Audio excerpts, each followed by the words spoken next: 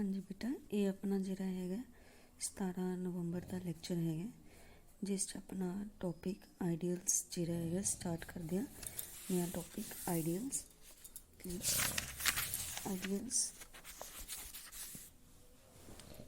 सब तो पहला अपने को ये जिहड़ी है डेफिनेशन आ जाती हैगी। डेफिनेशन कि जे आर अपने को रिंग है, ठीक है, let R be a ring and S is a sub ring of R. R इहदा सब रिंग है। Let A B belongs to R. We define A B की आर दे दो एलीमेंट ले लिया अपने। आर रिंग है, एस इहदा सब रिंग है। Then A is right congruent to B modulo S. ठीक है, ध्यान नाल ए बी कि एलीमेंट है, आर दे एलीमेंट है, तो आप की कहांगे ए की है अपने को right congruent to B modulo s. That is right congruent लिख रहे हैं तो कंगुरेंट दी राइट साइड ते आर पा दिता। A is right congruent to B modulo s कदों होएगा? If and only if a minus b belongs to capital s. जे ए माइनस बी एस का एलीमेंट होवे and second is a minus b into r. ठीक है, R J are भी अपना जिहड़ा हैगा वो कैपिटल आर का एलीमेंट होएगा क्योंकि it is also belongs to capital s. जब दोनों कंडीशन सैटिस्फाई होंदी हैं, ए माइनस बी भी एस का एलीमेंट है, a minus b into are भी एस का एलीमेंट है, वेयर ए बी ते आर तीनों ही किहदे एलीमेंट है? आर दे एलीमेंट है। Then a is right congruent to B modulo s होएगा। क्लीयर बेटा? आर है जिहदा क्योंकि आप राइट कंगुरेंट की गल कर रहे हैं तो राइट साइड ते ही पावांगे, इस चीज़ का ध्यान रखना। सिमिलरली ये कि ए अपने को की हो जाएगा left congruent to B modulo s कदों होएगा? आप देखो लिखांगे उम्मी a is congruent to left क्योंकि आप लैफ्ट साइड ते कंगुरेंसी कर रहे हैं। A is congruent to left congruent to B modulo s कदों होएगा? If and only if a minus b belongs to s and r into a minus b belongs to s for every are belongs to capital r. क्योंकि left कंगुरेंसी की गल कर रहे हैं तो left side ते आर आ जाएगा, फिर ए बी ते आर तीनों ही किहदे है? कैपिटल आर दे एलीमेंट है। क्लीयर बेटा? समझ आ गया?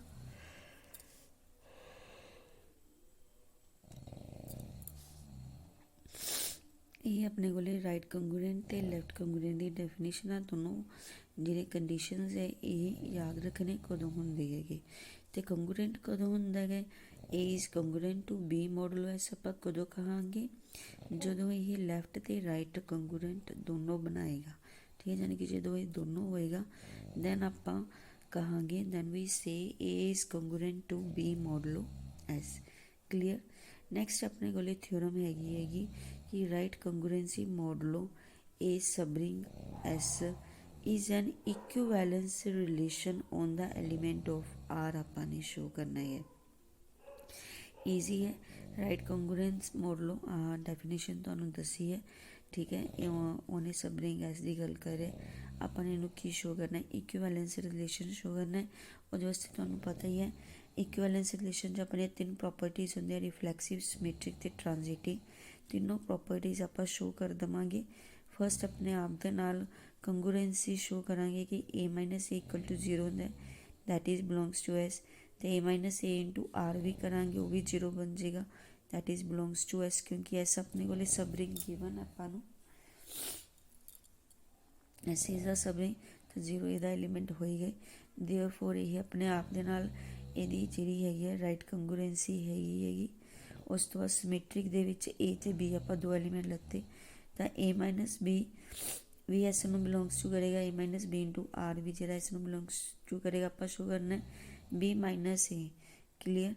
तो आपां क्योंकि एस सब रिंग है तो जे ए माइनस बी एस का एलीमेंट है, ਇਹਦਾ नैगेटिव भी एस का एलीमेंट हो गया। सिमिलरली ਇਹਦਾ नैगेटिव अंदर लगे बी माइनस ए बन गया, that is b is right congruent to a modulo s. उस पर ट्रांजिटिव बेटा हो जाएगा, दोनों को एडिशन कर दो कैंसिल हो जाएगा तो ट्रांजिटिव की प्रॉपर्टी भी होल्ड कर जाएगी। Hence relation of right congruence modulo s is an की बन जाएगा इक्विवेलेंस रिलेशन बन जाएगा।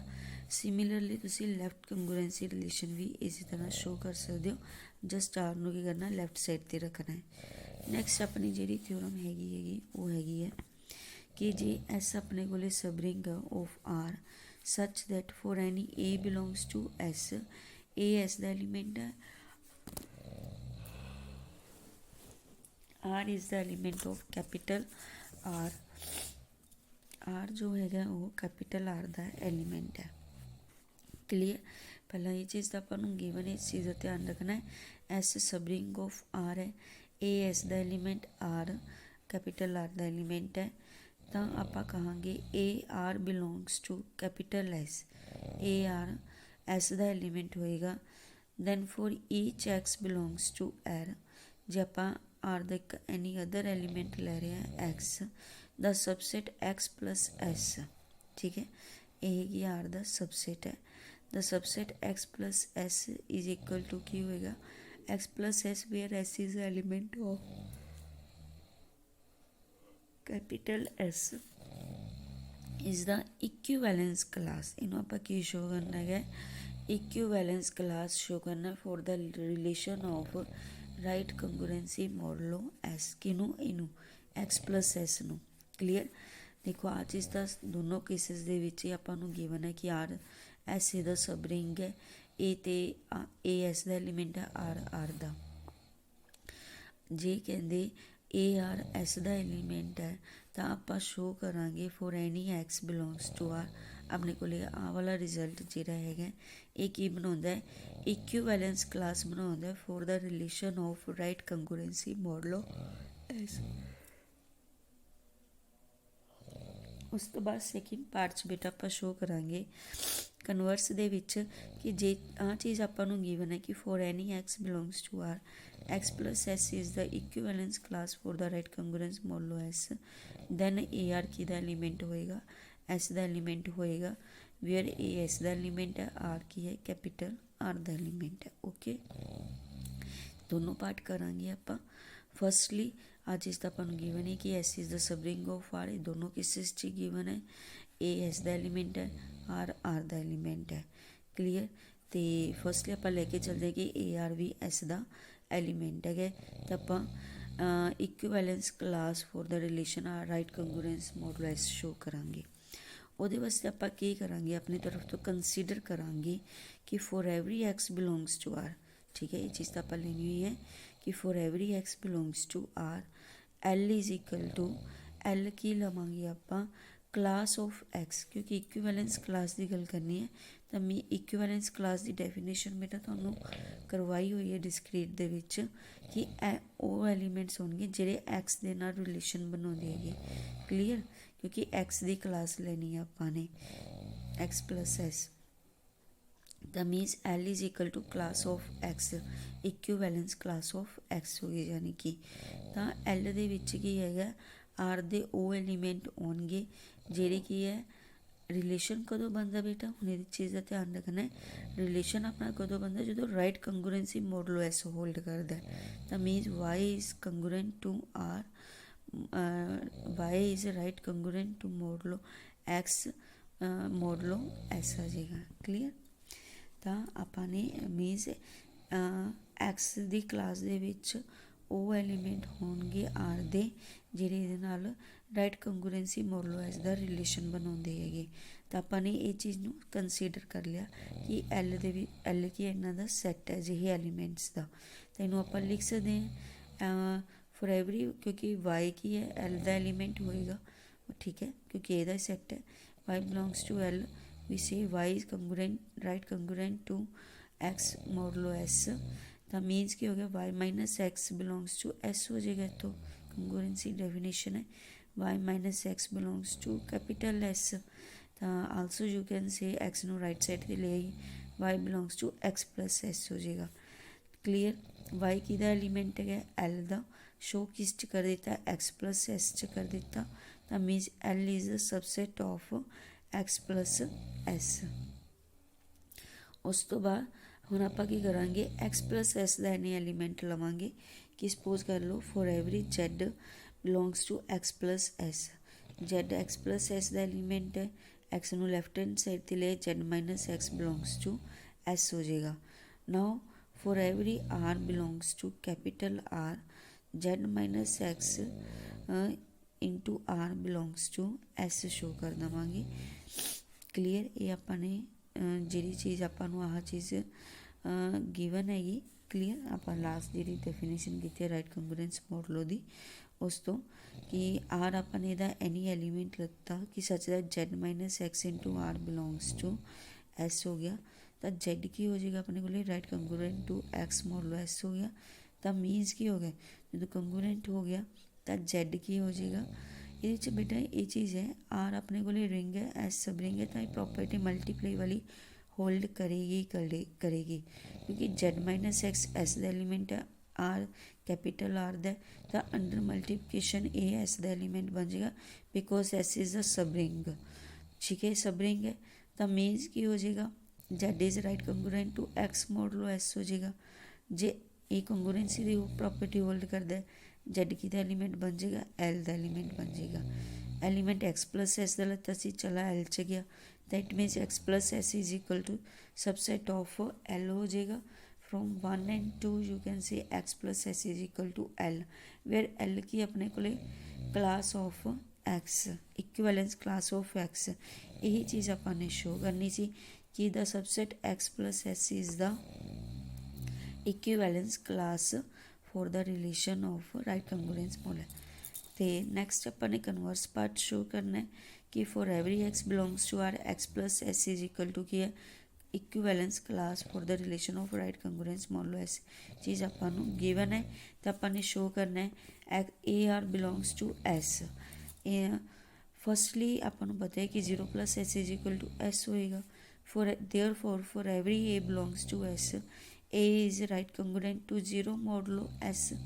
clear, तो इन्हों अपन लिख सकते minus 0 into are belongs to S हो जाएगा। For every are belongs to capital R multiply कर दो ए आर एस का एलीमेंट, यही चीज़ अपने शो करनी सी। ये अपने राइट कंगुरेंस मॉडलो वास्ते किया। सिमिलरली आप लैफ्ट कंगुरेंट मॉडलो वास्ते भी ये रिजल्ट प्रूव कर सकते हैं बेटा।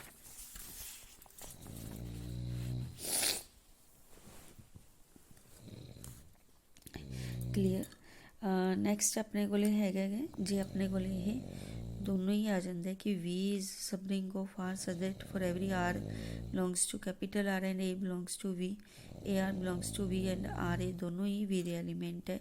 तो अपने को की है x plus v is equal to v plus x आ जाएगा। ए की बनेगा equivalence class for the relation of congruence modulo v, means ये लेफ्ट से राइट दोनों प्रॉपर्टी होल्ड कर दिया दैन वही से the equivalence class for the relation congruence modulo v बन जाएगा। नैक्सट अपने को डेफिनेशन है आइडियल दी। Firstly we will discuss about the left ideal कि non empty subset I of A ring R. ठीक है, आइडियल वास्ते आपने आई जरा है नोटेशन यूज़ की है कि आई की यह सबसेट है अपने को रिंग आर द सबसेट है। इनू आप लैफ्ट आइडियल कदों कहांगे of r if for every a B belongs to I. Clear रखो, इतने दोनों एलीमेंट आई दे लेने हैं। For every a B belongs to I such that a minus b belongs to I and for every a belongs to I r belongs to r, r a belongs to की होना चाहिए आई होना चाहिए। Left ideal की गल हुई तो r the element left side पर आएगा। Then I is called the right sorry अपने को यही राइट आइडियल ऑफ आई नू आप कहांगे लैफ्ट आइडियल ऑफ आर कहांगे। क्लीयर, ईजी है definition. I is the subset of ring r है तो आई दे दो एलीमेंट्स वास्ते अपने दोनों प्रॉपर्टीज होल्ड करनी है। First a minus b belongs to I होवे तो सैकेंड आर ए की होवे आई का एलीमेंट हो, जो दोनों प्रॉपर्टीज होल्ड कर दी है then it is called the left ideal. Similarly right ideal वास्ते राइट साइड पर आ जाएगा A are belongs to I, A minus B उसी तरह तीनों आप राइट आइडियल ऑफ आर कहांगे जो दोनों ही प्रॉपर्टीज लैफ्ट तो राइट दोनों होल्ड कर दी हैं अपने को then it is called the ideal of R. Clear, two sided ideal ਜਾਂ आइडियल ऑफ आर ਆਪਾਂ ਕਹਾਂਗੇ। क्लीयर। उस तो बाद है इस चीज़ का ध्यान रखना रिमार्क दे विच बेटा, रिमार्क चंगी तरह करना है कि when the ring r is commutative ring, जो रिंग की होएगा कम्यूटेटिव होएगा, then there is no distinction between left and right ideal दे विच कोई डिफरेंस नहीं, क्योंकि कम्यूटेटिव रिंग है, लैफ्ट ते राइट सेम ही गल है कि an ideal I of A ring r is a सब रिंग ऑफ आर। ठीक है, जिहड़ा आइडियल हुंदा है वो हमेशा की हुंदा है सब रिंग ऑफ आर हुंदा है, but converse may not be true, पर कनवर्स जिहड़ा वो नहीं ट्रू हैगा, मीनस हर सब रिंग आइडियल नहीं हुंदा, पर हर आइडियल की है सब रिंग हुंदा है। ये नीचे एग्जाम्पल दी हुई हैगी कि हर आइडियल जिहड़ा है वो सब रिंग हुंदा है अपने कोले, क्योंकि आप प्रॉपर्टीज़ होल्ड करदी है इहदे विच, तां रीड कर लियो ईजिली। अपने को अंडर मल्टीप्लिकेशन यही कि अपने को सब रिंग ऑफ आर हो जाएगा, but converse is not true as जे आप लैके चलीए जैड अपन पता सब रिंग ऑफ क्यू है, but it is not an ideal of q. Why? क्योंकि देखो जी वाली प्रॉपर्टी अपने को दूसरी वाली सैकेंड प्रॉपर्टी फर्स्ट होल्ड कर जाएगी, सैकेंड प्रॉपर्टी नहीं होल्ड करेगी, क्योंकि आर आपाने क्यू दे विचों लैना एनी क्वेश्चन नंबर, तो जैड आप इंटीजर लता, इन्होंने दोनों की multiply does not belongs to Z, जद कि वो जैड नूं जानी चाहिए आइडियल नूं नहीं जा रही, तो it मीनस it is not the ideal. Okay, next जिहड़ा है आर तो जीरो, ठीक है, जीरो सैट तो आर जिहड़े हुंदे है ये आइडियल्स हमेशा ही आइडियल्स हुंदी है, तो इन्हों इम्प्रॉपर आइडियल्स ऑफ आर कहा जाता है, तो बाकी दे जिन्ने भी आइडियल्स हुंदे उन्होंने आपां प्रॉपर आइडियल ऑफ आर कहने हैं। उस तो बाद बेटा ये एग्जाम्पल्स हैं, जिमें कि फर्स्ट एग्जाम्पल अपने को है कि शो करो N Z is the ideal of the ring Z. N Z नूं आपां आइडियल शो करना रिंग जैड का। एन जैड च एलीमेंट किस तरह के होणगे? क्लीयर, एन दे मल्टीपल्स जैड नूं आपां वैल्यूज़ दे लो तुसीं 0 1 2 3 प्लस ते माइनस दोनों हो जाएंगे। फर्स्टली अपने सपोज किया कि ए ते बी के जैड के दो एलीमेंट्स है, तो जैड दे विच एलीमेंट्स आपां नूं पता A B belongs to Z है, तो एन सपोज कर लिया कि A is equal to N X and B is equal to N Y, where X Y की है जैड दे एलीमेंट्स है, तो ए माइनस बी, ठीक है, ए तो बी अपने अपनी तरफ तो कंसीडर किया है कि जैड दे अजिहे एलीमेंट है कि A is equal to N X B is equal to N Y, तो आप दोनों प्रॉपर्टीज़ चेक करांगे आइडियल की। First property A minus B, N X minus N Y is equal to N into X minus Y belongs to N Z हो गया, यानी कि यही चीज़ आप शो करनी सी। सैकेंड हो गया कि ए जे एन जेड का एलीमेंट है, जेड जेड का एलीमेंट है, दोनों की मल्टीप्लाई, ठीक है, आपने की शो करना आइडियल शो करना, तो लैफ्ट तो राइट दोनों शो करांगे। A Z is equal to N A की वैल्यू पुट कर दी गई N X, N into X Z बन जाएगा, that is also belongs to N Z. Similarly जे ये राइट आइडियल है, तो इतों अपने को राइट आइडियल आ गया, क्योंकि जैड कम्यूटेटिव रिंग होंदा है, तो लैफ्ट आइडियल भी बन जाएगा अपने को। Therefore this is J left तो राइट दोनों आइडियल है, तो यही आइडियल बन जाए। इसी तरह अगली एग्जाम्पल भी बेटा आप कर सकते हैं, तुसीं कर ली।